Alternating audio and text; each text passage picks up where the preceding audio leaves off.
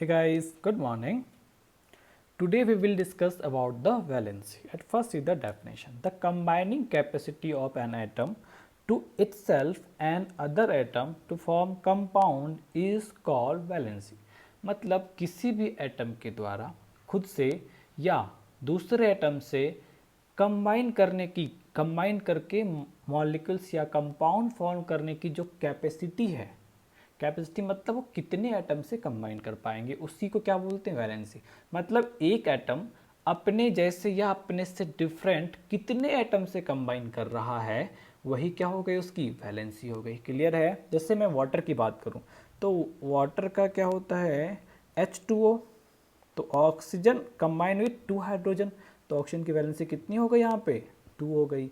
Ammonia की बात करें, नाइट्रोजन NH3, तो नाइट्रोजन एन 3 H है, तो एक नाइट्रोजन कितने हाइड्रोजन से कंबाइन किया है, 3, तो नाइट्रोजन की वैलेंसी क्या हो गई, 3 हो गई। क्लियर है। वहीं पे मैं अगर CH4 की बात करूं, मीथेन की बात करूं, तो CH4 का मतलब क्या हो गया, एक कार्बन 4 हाइड्रोजन से कंबाइन है, इसकी वैलेंसी क्या हो गई, 4 हो गई। वहीं पर अगर मैं MgCl2 की बात करूं, MgCl2 मतलब एक Cl इधर और एक Cl इधर, 2 Cl से कंबाइन किया, मतलब मैग्नीशियम की वैलेंसी क्या हो गई, 2 हो गई।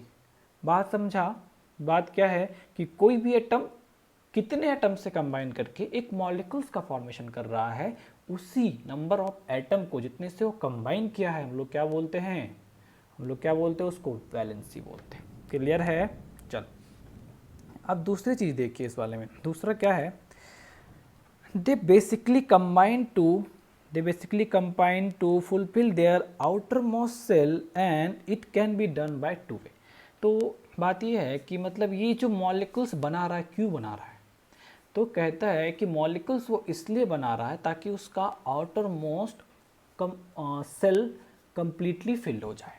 मतलब कंप्लीटली फिल हो जाए का मतलब जितना रिक्वायर एटम होना चाहिए उतने एटम उसके पास आ जाए। अगर रिक्वायर्ड जितना है उतना आ जाएगा तो क्या होगा, वो स्टेबल हो जाएगा। अगर आपको 2 रोटी की रिक्वायरमेंट है, अगर वो आपको मिल गई तो आप क्या होंगे, स्टेबल हो गए। अब 3 मिला तो आप ज़्यादा खाएंगे तो उससे भी दिक्कत हो सकती है, 1 मिला कम खाएंगे उससे भी दिक्कत हो सकती है। क्लियर है। मतलब जितनी रिक्वायरमेंट थी अगर उतना मिल जाया तो क्या होगा, वो स्टेबल हो जाएगा। बात समझा। चलो तो देखो क्या, तो अब ये है कि कितने आउटर मोस्ट सेल में कितने इलेक्ट्रॉन होने चाहिए स्टेबल होने के लिए, मतलब कितनी रिक्वायर्ड होती है। तो आप देखिए कि अगर हमने पढ़ा होगा कि फर्स्ट सेल में कितने इलेक्ट्रॉन होते हैं, फर्स्ट सेल में आपने पढ़ा होगा फर्स्ट सेल में 2 इलेक्ट्रॉन होते हैं। तो फर्स्ट सेल की कैपेसिटी कितनी है, 2 है। तो हाइड्रोजन या हीलियम ये क्या चाहेगा कि इसके ऑक्टेट में, इसके सेल में ऑर्बिट में कितने इलेक्ट्रॉन आ जाए, 2 इलेक्ट्रॉन आ जाए। सेकेंड सेल की कैपेसिटी कितनी होती है, 8 होती है। तो सेकेंड सेल के जो एलिमेंट्स हैं, सेकेंड ऑर्बिट्स के, जिसके पास सेकेंड ऑर्बिट है, उनकी टेंडेंसी क्या होगी, वो क्या चाहेंगे कि उनके पास 8 इलेक्ट्रॉन है। थर्ड थर्ड में देखो कितने, 18 है, तो इसकी टेंडेंसी क्या होनी चाहिए थी, 18। मगर सेकेंड रूल क्या कहता है, मैक्सिमम आउटर मोस्ट सेल में मैक्सिमम कितने हो सकते हैं, 8 ही हो सकते हैं। 8 से ज़्यादा अगर इलेक्ट्रॉन होते हैं तो क्या होगा, वो नेक्स्ट ऑर्बिट में चला जाएगा फिर से। समझा। तो नेक्स्ट सेल में चला जाएगा तो फिर next shell will be the outer shell. बात समझा।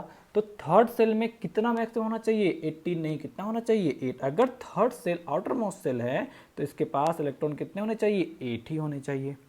बात समझा। तो क्या है, सेकेंड या सेकेंड सेल से ऊपर चल रहे हैं तो कितने इलेक्ट्रॉन ऑर्बिट ऑर्बिट की रिक्वायरमेंट को कंप्लीट करने के लिए कितने इलेक्ट्रॉन रिक्वायर्ड हैं, 8 इलेक्ट्रॉन रिक्वायर्ड हैं। और अगर फर्स्ट और सेकेंड की बात करें, फर्स्ट और सेकेंड एलिमेंट की बात करें, मतलब फर्स्ट सेल की बात करें, तो उसको फुलफिल करने के लिए कितने इलेक्ट्रॉन चाहिए, 2 इलेक्ट्रॉन चाहिए। इसलिए अगर 2 इलेक्ट्रॉन रिक्वायर होता है तो उसको हम लोग क्या बोलते हैं, डुप्लेट बोलते हैं। क्लियर है। और अगर 8 इलेक्ट्रॉन रिक्वायर है तो उसको हम लोग क्या बोलते हैं, ऑक्टेट बोलते हैं। समझा। क्लियर है। तो मतलब कहने का मतलब क्या है कि एटम कंबाइन इसलिए करता है ताकि उसका ऑक्टेट और डुप्लेट कंप्लीट हो सके। क्लियर है। तो चलिए, ऑक्टेट और डुप्लेट को कंप्लीट करने के बेसिकली 2 तरीके हैं। पहला तरीका क्या होता है, बाय डोनेटिंग और गेनिंग इलेक्ट्रॉन, इलेक्ट्रॉन को डोनेट कर देना या गेन कर लेना। दूसरा क्या होता है, बाय शेयरिंग ऑफ इलेक्ट्रॉन। तो देखते हैं उस चीज़ को क्या होता है। जैसे सोडियम को देखो, सोडियम के पास कितने इलेक्ट्रॉन हैं, 11 है। तो 2 8 एंड आउटर मोस्ट ऑर्बिट में कितने इलेक्ट्रॉन आ गए, 1 इलेक्ट्रॉन आ गए। अब देखो थर्ड सेल में है, ये क्या चाहेगा, ऑक्टेट कंप्लीट करना चाहेगा। ऑक्टेट कंप्लीट करने के लिए कितने इलेक्ट्रॉन चाहिए इसको, 7 की रिक्वायरमेंट है। बट अगर इसने 1 रिलीज कर दिया तो इसके पास कौन सा सेल बच जाएगा, सेकेंड सेल बच जाएगा। उसके पास कितने इलेक्ट्रॉन है, 8 इलेक्ट्रॉन, और ऑक्टेट कंप्लीट करने के लिए उसको कितना चाहिए था, 8 ही चाहिए था। मतलब 1 इलेक्ट्रॉन रिलीज करने के बाद इसका ऑक्टेट क्या हो रहा है, सेकेंड सेल में कंप्लीट हो जा रहा है। मतलब ये क्या हो जाएगा, स्टेबल। और इस टाइप के कॉन्फ़िगरेशन को हम लोग क्या बोलते हैं, inert gas configuration. Inert gas में क्या होता है, जैसे नियॉन देखो, नियॉन में पहले में 2, दूसरे में 1 2 1 2 3 4 5 6 7 8, कितने हैं, 8 है। मतलब ऑक्टेट क्या हो गया, कंप्लीट हो गया। इसलिए ये कॉन्फ़िगरेशन क्या होता है, स्टेबल होता है, क्योंकि जितना रिक्वायर्ड है उतना अवेलेबल है। तो जितने भी एटम हैं वो उसकी टेंडेंसी क्या होती है, इस टाइप के कॉन्फ़िगरेशन को अचीव करना। समझा। तो सोडियम ये कॉन्फ़िगरेशन कैसे कैसे अचीव कर सकता है, 2 तरीके से, या तो 7 को गेन करे या तो 1 को डोनेट करे। तो कौन सा आसान होगा, 1 को डोनेट कर पाना। क्लियर है। क्लोरीन के केस में आ जाओ, देखो आउटरमोस्ट सेल में कितने इलेक्ट्रॉन हैं, 1 2 3 4 5 6 7, कितने इलेक्ट्रॉन है यहाँ पे, 7 इलेक्ट्रॉन है। अब इसको अपना ऑक्टेट कंप्लीट करने के लिए 2 चीज़ हो सकते हैं, 7 को डोनेट कर दे तो अंदर वाला ऑक्टेट कंप्लीट हो जाएगा, वो फिल है, कंप्लीटली फिल है, 8 हो जाएंगे। दूसरा क्या कर सकते हैं, 7 में से 1 को ऐड कर ले, 8 आ जाएगा, तो भी ऑक्टेट कंप्लीट हो जाएगा। तो 2 तरीके हैं ना ऑक्टेट कंप्लीट करने के लिए, या तो 1 गेन करे या तो 7 लूज करे। तो क्या करेगा ये, 1 गेन करेगा। क्लियर है, ये बात समझा। तो उसी तरह आप देखें, अगर इसने 1 इलेक्ट्रॉन को रिलीज किया तो हम लोग क्या बोलेंगे, ये क्या बनेगा, Na, क्योंकि इसके पास 11 इलेक्ट्रॉन थे, 11 प्रोटॉन थे। 1 इलेक्ट्रॉन चला गया तो 11 प्रोटॉन और 10 इलेक्ट्रॉन हो जाएंगे, तो 1 प्लस चार्ज क्या हो जाएगा, ज़्यादा हो जाएगा। तो हम लोग क्या लिख लेते हैं, Na प्लस। ये इसके पास कितने प्रोटॉन हैं, 17, कितने इलेक्ट्रॉन थे, 17। अगर इसने 1 गेन किया तो क्या हो जाएंगे, 18 इलेक्ट्रॉन, मतलब उसके पास 1 नेगेटिव चार्ज ज़्यादा। तो NaCl जो बन रहा है उसमें ये क्या है, प्लस में होता है, और Cl क्या होता है, माइनस में होता है। तो देखो Na का भी ऑक्टेट कंप्लीट हो गया, Cl का भी ऑक्टेट कंप्लीट हो गया। मतलब मॉलिक्यूल्स जो कंबाइन कर रहे हैं, किस लिए कंबाइन कर रहे हैं, अपने ऑक्टेट को कंप्लीट करने के लिए। क्लियर है। कितनों के साथ कंबाइन करेंगे वही क्या डिसाइड करेगा, उसकी वैलेंसी। समझा यहाँ तक। चलो इसमें एक चीज़ और बताना था मुझे। अब देखो मैं मैग्नीशियम की बात करूँ, मैग्नीशियम का बताओ क्या होगा। मैग्नीशियम के पास कितने इलेक्ट्रॉन है, 12 इलेक्ट्रॉन है। तो क्या लिखेंगे, 2 8 देन 2। अब बताओ इसको ऑक्टेट कंप्लीट करने के लिए कितने चाहिए, या तो 6 गेन करे या तो 2 डोनेट करे। कौन सा काम करेगा ये, 2 डोनेट करेगा। वैलेंसी क्या हो जाएगी इसकी, 2 हो जाएगी। एल्युमिनियम की बात करें, एल्युमिनियम में कितने आ जाएंगे, एलएम में 2 8 एंड 3। अब बताओ 3 डोनेट करने हैं, 5 गेन करने, कौन सा आसान प्रोसेस है, 3 को डोनेट कर पाना। समझा। 3 डोनेट किया तो इसकी वैलेंसी क्या हो गई, 3 हो गई। अब कार्बन की बात करते हैं। कार्बन के पास देखो क्या है, 2 एंड 4। आउटर मोस्ट सेल में कितने इलेक्ट्रॉन है, 4। ऑक्टेट कंप्लीट करने के लिए 4 गेन करना पड़ेगा, और डुप्लेट कंप्लीट करने के लिए 4 डोनेट करना पड़ेगा। 4 गेन किया तो भी ऑक्टेट कंप्लीट, मतलब इनर्ट गैस कॉन्फ़िगरेशन, मतलब required amount of electron in that orbital will be fulfilled. Correct. 4 donate किया तो डुप्लेट कंप्लीट, मतलब डुप्लेट का मतलब क्या है, required amount of electron in the first shell जो क्या है 2 है, तो वो क्या हो जाएगा, कंप्लीट हो जाएगा, वो क्या होगा, फिलअप हो जाएगा। क्लियर है। दोनों चीज कर सकते हैं, मतलब 4 डोनेट भी कर सकते हैं, 4 गेन भी कर सकते हैं। दोनों प्रोसेस क्या हो गया इसके लिए, सेम हो गया। तो ऐसे एटम क्या करते हैं, अपने इलेक्ट्रॉन को शेयर कर लेते हैं, एक दूसरे कार्बन के साथ एक और इलेक्ट्रॉन को शेयर कर लेगा। तो इसके पास 4 इलेक्ट्रॉन है, तो 4 अलग अलग कार्बन से कंबाइन करके ये अपना ऑक्टेट क्या करेगा, फिल कर लेगा। समझा। तो इसकी वैलेंसी क्या हो जाएगी, 4 हो जाएगी। तो क्या है, 2 तरीके हैं, पहले में या तो डोनेट करे या तो गेन करे, दूसरे में क्या बोला हमने, शेयर करे। तो बेसिकली कितने 2 तरीके आ गए हमारे पास वैलेंसी डिसाइड करने के लिए। तो अब देखो जितने इलेक्ट्रॉन डोनेट कर रहे हैं या जितने इलेक्ट्रॉन गेन कर रहे हैं या जितने इलेक्ट्रॉन की शेयरिंग हो रही है, वही क्या होता है, वैलेंसी होता है। समझा। तो वैलेंसी का मतलब क्या हो गया हमारे लिए, valency number of electron shared, number of electron gain or lose that will decide the valency of an atom। Clear है यहाँ तक, समझा? तो ये हमारे हो गए वैलेंसी। अब देखो यहाँ पे वैलेंसी की एक लिस्ट दे रखी है, आपको जो हमने बताया आप उससे भी डिसाइड कर सकते हैं, बाकी आप क्या कर सकते हैं, आप इसको याद रख सकते हैं। तो चलो पहले मैं देखो, हाइड्रोजन फर्स्ट सेल है ना, हाइड्रोजन के पास कितनी कैपेसिटी है फर्स्ट सेल की, 2 है, तो कितने चाहिए थे इसके, 2 इलेक्ट्रॉन चाहिए। 1 इलेक्ट्रॉन तो इसके पास पहले से थे, तो क्या एक और चाहिए होगा, इसलिए इसकी वैलेंसी क्या हो गई, 1 हो गई। हीलियम की बताओ, हीलियम के पास भी एक ही सेल है, 2 ही इलेक्ट्रॉन होने चाहिए उसके पास, और उसके पास 2 इलेक्ट्रॉन अवेलेबल होता है। 2 इलेक्ट्रॉन है तो क्या वो गेन करना चाहेगा, नहीं, क्योंकि उसके फर्स्ट सेल की कैपेसिटी कितनी है, 2, इसलिए हम क्या बोलते हैं, डुप्लेट कंप्लीट है उसका, तो वो गेन करना चाहेगा क्या, बिल्कुल नहीं गेन करना चाहेगा, इसलिए उसका वो क्या होगा, स्टेबल होगा, और वैलेंसी क्या हो जाएगी उसकी, 0 हो जाएगी। लिथियम की बात करें, लिथियम में क्या होगा, 2 and 1। लिथियम के आउटरमोस्ट सेल में कितने इलेक्ट्रॉन है, 1। अब 2 चीज़ें हैं, लिथियम या तो 7 इलेक्ट्रॉन गेन करके ऑक्टेट कंप्लीट कर ले, या 1 इलेक्ट्रॉन को रिलीज करके डुप्लेट कंप्लीट कर ले। कौन सा आसान होगा, 1 इलेक्ट्रॉन को रिलीज कर पाना, इसलिए लिथियम की वैलेंसी कितनी आ गई, 1 आ गई। उसी तरह बेरिलियम में चलोगे तो क्या होगा, 2 and 2। अब बताओ, 2 गेन करने, ये तो 2 हैं, लूज करने 6 गेन करने, कौन सा काम आसान है, 2 लूज करना, तो वैलेंसी कितनी आ गई, 2 आ गई। उसी तरह बोरोन में देखो 2 and 3, तो 3 रिलीज करने 5 गेन करने, कौन सा आसान प्रोसेस है, 3 रिलीज करना, वैलेंसी क्या हो गई, 3। कार्बन का भी बताया है, 4 था वैलेंसी। अब देखो नाइट्रोजन के पास आ जाओ, नाइट्रोजन के पास क्या लिखेंगे, 2 and 5। क्लियर है, क्या लिखेंगे, 2 and 5।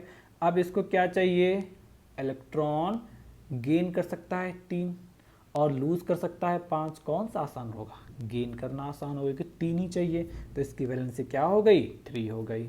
समझा, इसकी वैलेंसी क्या हो जाएगी, 3 हो जाएगी। ऑक्सीजन में आ जाओ, ऑक्सीजन के पास कितने इलेक्ट्रॉन हैं, 8 इलेक्ट्रॉन हैं, तो 2 and 6 हो गया।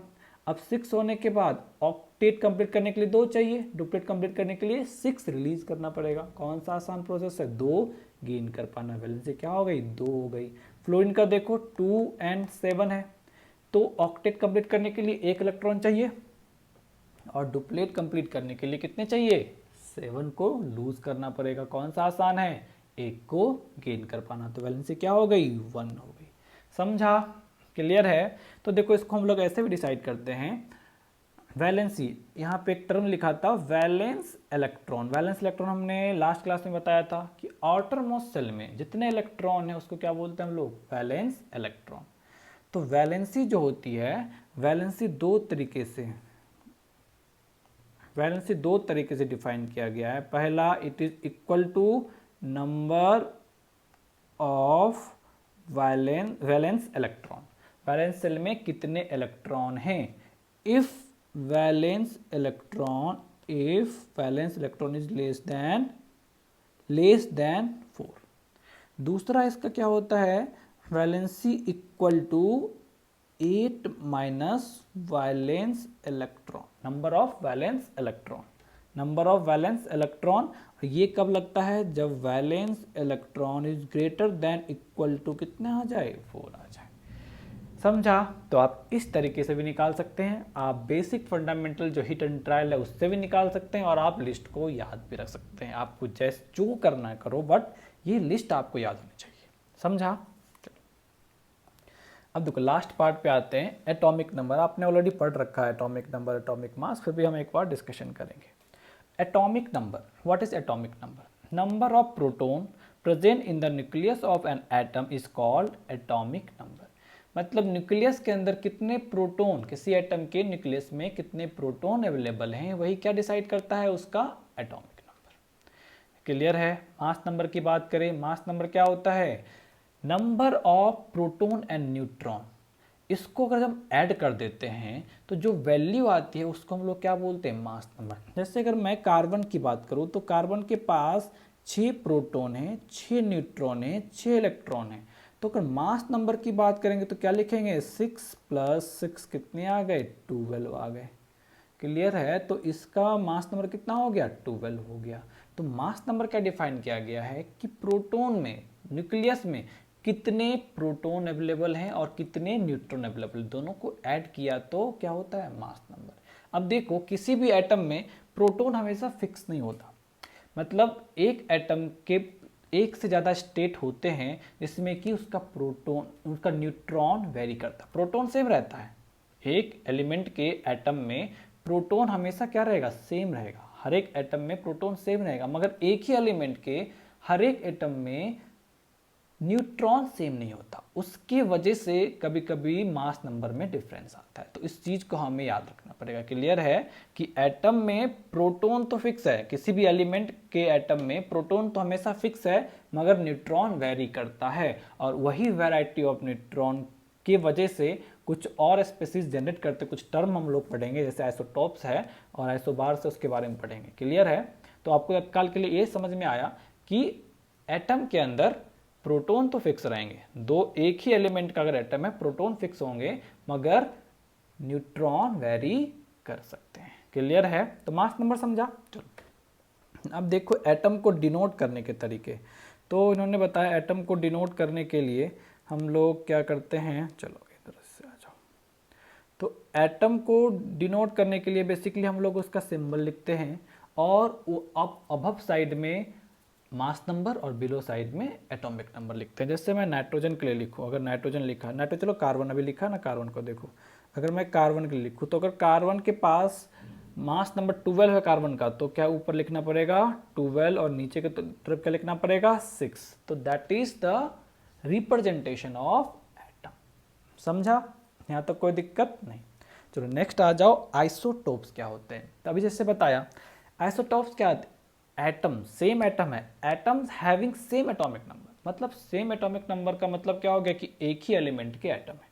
क्लियर है, तो atoms having same atomic number but different mass number are called isotopes. Different mass number कैसे होगा, क्योंकि अगर एटॉमिक नंबर सेम है इसका मतलब क्या हो गया, प्रोटॉन तो सेम होंगे, तो डिफर क्या कर सकता है, न्यूट्रॉन डिफर कर सकता है। क्लियर है, तो ऐसे स्पीसीज को हम लोग क्या बोलते हैं, आइसोटोप्स बोलते हैं। जैसे आप एग्जांपल देखिए, पहला क्लोरीन का देखो, तो एक क्लोरीन का मास नंबर दोनों में कितने आ जाएंगे 17, क्योंकि प्रोटॉन कितना है 17, प्रोटॉन कितने हैं 17 है, मगर मास नंबर एक का 35 दूसरे का 37। तो ऐसे जो एटम होते हैं इसको हम लोग क्या बोलते हैं, आइसोटॉप्स बोलते हैं, मतलब ये दोनों एक दूसरे के आइसोटॉप्स हैं। समझा, और ये मास की वैरी क्या, तो देखो एक में 18 न्यूट्रॉन है दूसरे में 20 न्यूट्रॉन, न्यूट्रॉन को वैरी करने की वजह से उनका मास नंबर क्या हुआ, वैरी किया। क्लियर है, तो ऐसे स्पीसीज को हम लोग क्या बोलेंगे, ऐसे स्पीसीज को हम लोग क्या बोलेंगे, आइसोटॉप्स। क्लियर है, आइसोटॉप्स में क्या होते हैं, नंबर ऑफ इलेक्ट्रॉन सेम होता है, नंबर ऑफ प्रोटॉन सेम होता है, नंबर ऑफ न्यूट्रॉन डिफर करता है, और मास नंबर भी क्या होगा, डिफर करेगा। समझा, ये 4 पॉइंट इसमें याद होने चाहिए।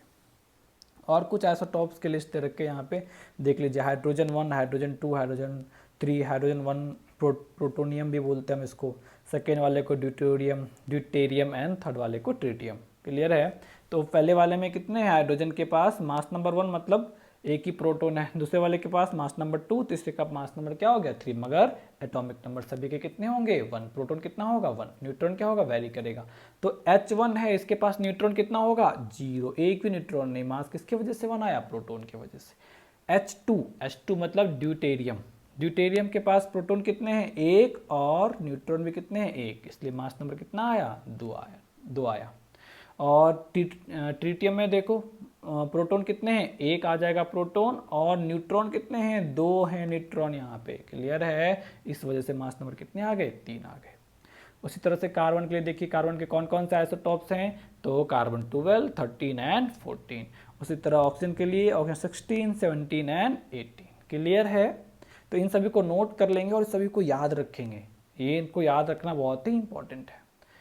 लास्ट चीज क्या है इसमें, isobar, atom having different atomic number but same mass number are called isobars. मतलब ऐसे एटम जिनका एटॉमिक नंबर डिफरेंट है, मतलब अलग अलग एलिमेंट हैं, मगर उनका मास नंबर क्या हो जाए, सेम हो जाए, तो उसको हम लोग क्या बोलते हैं, आइसोबार बोलते हैं। जैसे कि आप ये वाला देख सकते हैं, यहाँ पे देखो आर्गन है, पोटासियम है, तो आर्गन का एटॉमिक नंबर कितना है, एटॉमिक नंबर 18 है, देख लो नीचे 18 है, मास नंबर कितना है 40, क्योंकि 22 न्यूट्रॉन है इसके पास।